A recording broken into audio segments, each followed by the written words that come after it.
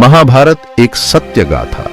महाभारत केवल एक कहानी नहीं है, यह एक ऐसा ग्रंथ है जो सदियों से भारतीय संस्कृति और सभ्यता का अभिन्न हिस्सा रहा है। यह भारत की आत्मा है। यह हमारे त्योहारों, परंपराओं और जीवन के हर पहलू में गहराई से जुड़ा हुआ है। यह धर्म और अधर्म के बीच स्ट्रगल की कहानी है। यह उन योद्धाओं की गाथा है जिन्होंने अपने धर्म की रक्षा के लिए अपने प्राणों की आहुति दी। यह लव, सैक्रिफाइस और ड्यूटी का एपिक है। इसमें राजाओं और रानियों की कहानियां हैं जिन्होंने अपने कर्तव्यों को निभाने के लिए अपने सुखों का त्याग किया। महाभारत हमें लाइफ के डीप ट्रूथ से फेमिलियर कराता है। यह हमें सिखाता है कि जीवन में सच्चाई और न्याय का कितना महत्व है। यह हमें कर्मा करने और रिजल्ट की वरी न करने का मैसेज देता है। यह हमें सिखाता है कि हमें अपने कर्तव्यों का पालन करना चाहिए बिना परिणाम की चिंता किए। यह हमें ट्रूथ और जस्टिस के लिए फाइट करने की प्रेरणा देता है। यह हमें सिखाता है कि हमें हमेशा सच्चाई और न्याय के पक्ष में खड़ा होना चाहिए। महाभारत हजारों सालों से इंडिया की कल्चर और परंपरा का इंपॉर्टेंट पार्ट रहा है। यह हमारे धार्मिक अनुष्ठानों और समारोहों में भी महत्वपूर्ण भूमिका निभाता है। यह जनरेशन से जनरेशन ट्रांसफर होता आया है। यह हमारे बुजुर्गों द्वारा बच्चों को सुनाई जाने वाली कहानियों में जीवित रहता है। यह हमारे जीवन का गाइडेंस करता है। यह हमें सही और गलत के बीच का अंतर समझने में मदद करता है। यह हमें राइट और रॉन्ग के बीच का अंतर समझाता है। यह हमें सिखाता है कि हमें हमेशा नैतिकता और न्याय के मार्ग पर चलना चाहिए। महाभारत बस एक स्टोरी नहीं है, बल्कि एक हिस्टोरिकल इवेंट है। यह एक ऐसा ऐतिहासिक घटना है जिसने हमारे समाज को गहराई से प्रभावित किया है। इसके प्रूफ्स आज भी एग्जिस्ट करते हैं। हमारे पास ऐसे कई पुरातात्विक साक्ष्य हैं जो महाभारत की सत्यता को प्रमाणित करते हैं। आर्कियोलॉजिकल डिस्कवरीज और साइंटिफिक रिसर्च ने महाभारत की ट्रूथ को प्रूव कर दिया है। यह हमारे इतिहास का एक महत्वपूर्ण हिस्सा है।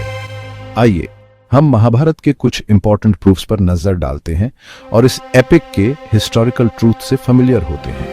यह हमें हमारे अतीत की गहराई में ले जाता है और हमें हमारे पूर्वजों की महानता का एहसास कराता है।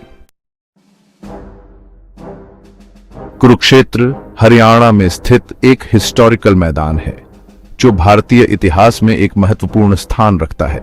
यहां महाभारत का भयानक युद्ध लड़ा गया था, जो धर्म और अधर्म के बीच की लड़ाई थी। आज भी इस लैंड पर महाभारत के वॉरियर्स की ब्रेवरी और सैक्रिफाइस की कहानियां गूंजती हैं, जो हमें उनके अदम्य साहस की याद दिलाती है। कुरुक्षेत्र की मिट्टी का कलर रेड है, जो इसे एक यूनिक पहचान देता है। कहते हैं कि यह कलर महाभारत युद्ध में शहीद हुए वीरों के ब्लड के कारण है, जो इस भूमि को पवित्र बनाता है। साइंटिफिक रिसर्च से भी इस बात की पुष्टि होती है, जिससे इस क्षेत्र की ऐतिहासिकता और बढ़ जाती है।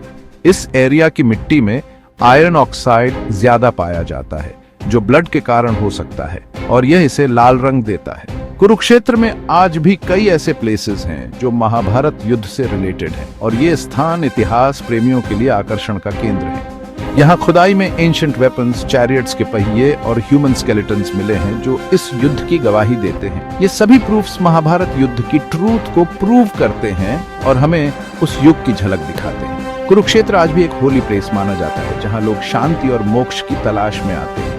यहाँ हर साल लाखों श्रद्धालु आते हैं और महाभारत युद्ध के शहीदों को श्रद्धांजलि देते हैं, जिससे इस स्थान की धार्मिक और ऐतिहासिक महत्ता और बढ़ जाती है। महाभारत युद्ध में कई अमेजिंग युद्ध स्ट्रेटजीज का यूज हुआ था। इनमें से एक थी चक्रव्यूह। यह एक कॉम्प्लेक्स वॉर फॉर्मेशन थी जिसे ब्रेक करना ऑलमोस्ट इम्पॉसिबल था। चक्रव्यूह का फॉर्मेशन अभिमन्यु ने किया था। अभिमन्यु अर्जुन के सन थे। वे एक महान योद्धा थे और युद्ध कला में एक्सपर्ट थे। चक्रव्यूह एक घूमते हुए व्हील की तरह था। इसमें एंटर करना इजी था, लेकिन एग्जिट करना बहुत टफ। केवल अभिमन्यु ही चक्रव्यूह से बाहर निकलने का रास्ता जानते थे। दुर्योधन ने चीट करके अभिमन्यु को चक्रव्यूह में फंसा दिया और कई महारथियों ने मिलकर उन पर अटैक कर दिया। अभिमन्यु ब्रेवली लड़े, लेकिन आखिर में शहीद हो गए। चक्रव्यूह का डिस्क्रिप्शन महाभारत में डिटेल से मिलता है। यह शो करता है कि एंशिएंट इंडिया में युद्ध कला कितनी एडवांस्ड थी। महाभारत में कई डिवाइन वेपन्स का डिस्क्रिप्शन मिलता है। इन वेपन्स को देवताओं द्वारा वॉरियर्स को दिया गया था और इनकी शक्ति अद्वितीय थी। इनमें से एक था ब्रह्मास्त्र, जो सबसे शक्तिशाली और विनाशकारी अस्त्र माना जाता था। यह एक एटम बॉम्ब की तरह डिस्ट्रक्टिव था और इसकी शक्ति इतनी थी कि यह एंटायर सिटीज को नष्ट कर सकता था। ब्रह्मास्त्र का यूज केवल लास्ट ऑप्शन के रूप में किया जाता था, जब कोई और उपाय नहीं बचता था।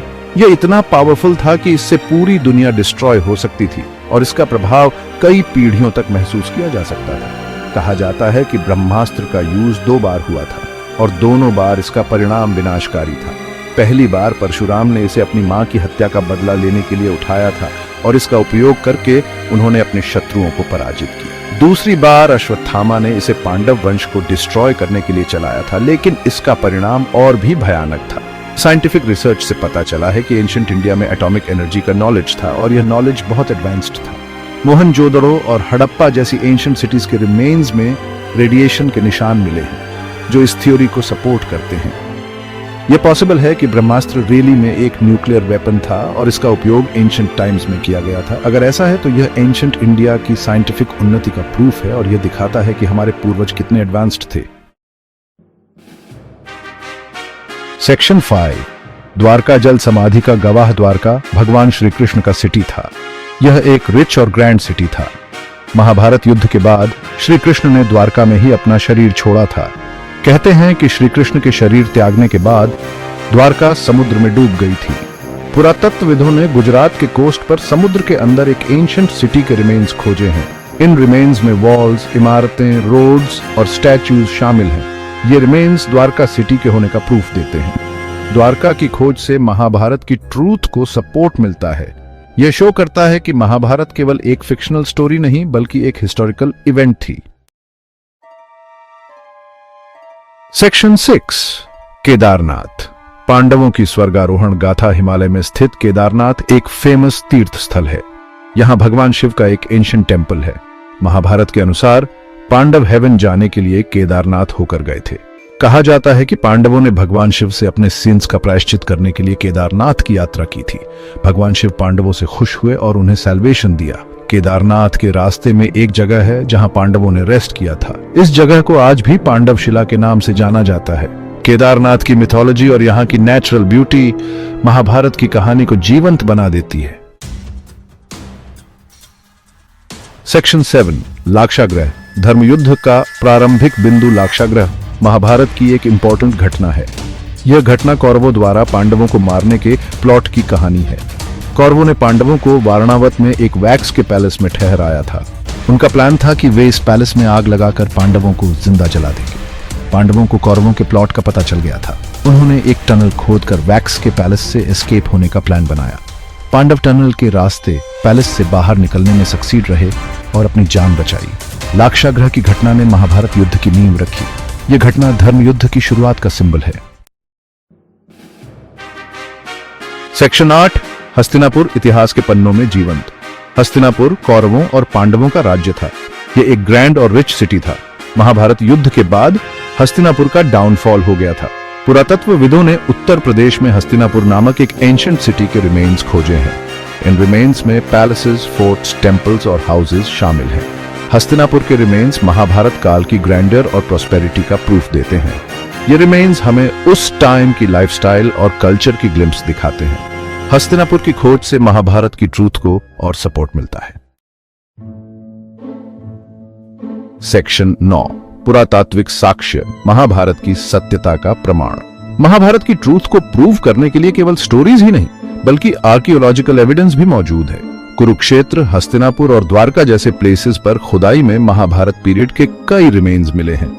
इन रिमेन्स में एंशिएंट वेपन्स, चैरियट्स के पहिए, क्ले पॉट्स, कॉइन्स और ह्यूमन स्केलेटन्स शामिल हैं।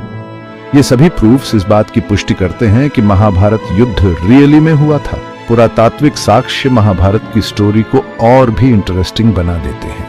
ये एविडेंस हमें उस टाइम की कल्चर, लाइफस्टाइल और वॉर टेक्निक्स के बारे में वैल्यूएबल जानकारी देते हैं। सेक्शन 10, वैज्ञानिक प्रमाण महाभारत युद्ध के अवशेष। महाभारत युद्ध की ट्रूथ को प्रूव करने के लिए साइंटिफिक एविडेंस भी मौजूद है। कुरुक्षेत्र की मिट्टी में आयरन ऑक्साइड ज्यादा होना इस बात का संकेत है कि यहां कभी ब्लड की रिवर्स बही थीं। मोहनजोदड़ो और हड़प्पा जैसी एंशिएंट सिटीज के रिमेन्स में रेडिएशन के निशान मिले हैं। यह पॉसिबल है कि यह निशान ब्रह्मास्त्र जैसे किसी डिवाइन वेपन के यूज के कारण हो। वैज्ञानिक प्रमाण महाभारत की स्टोरी को और भी बिलीवेबल बनाते हैं। ये एविडेंस हमें उस टाइम की साइंटिफिक उन्नति और टेक्नोलॉजी के बारे में इंपॉर्टेंट जानकारी देते हैं।